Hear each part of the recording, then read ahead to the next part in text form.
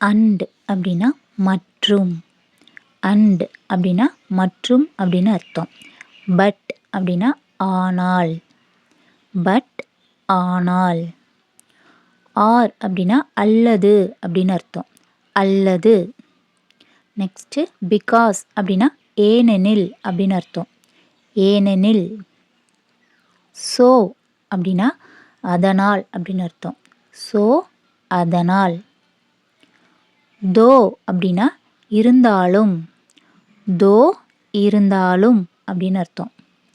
Although அப்படின்னா எனினும் அப்படின்னு அர்த்தம். எனினும். இந்த தோ அல்தோ ரெண்டுமே ஒரே மாதிரி மீனிங் தான். ஓகேவா? அடுத்து இஃப் அப்படின்னா என்ற நிலையில் அப்படின்னு அர்த்தம். அதாவது நான் படித்தேன்னா பாஸ் ஆவேன் அப்படின்ற மாதிரி அர்த்தத்தில் இஃப் யூஸ் பண்ணுவாங்க. அடுத்து வைல் அப்படிங்கும்போது பொழுது போது அப்படின்னு அர்த்தம். வைல் அப்படின்னா பொழுது போது அந்த மாதிரி மீனிங்கில் வரும். அடுத்து அன்டில் அப்படின்னா என்ன மீனிங் வரும்ன்றத கமெண்ட்டில் சொல்லுங்கள். எத்தனை பேர் கரெக்டாக சொல்கிறீங்கன்னு பார்க்கலாம். இந்த வீடியோ உங்களுக்கு யூஸ்ஃபுல்லாக இருந்தது அப்படின்னா ப்ளீஸ் லைக் அண்ட் ஷேர் பண்ணுங்கள். என்னோடய வீடியோவை ஃபஸ்ட் டைம் பார்க்குறீங்க அப்படின்னா சப்ஸ்கிரைப் பண்ணிக்கோங்க.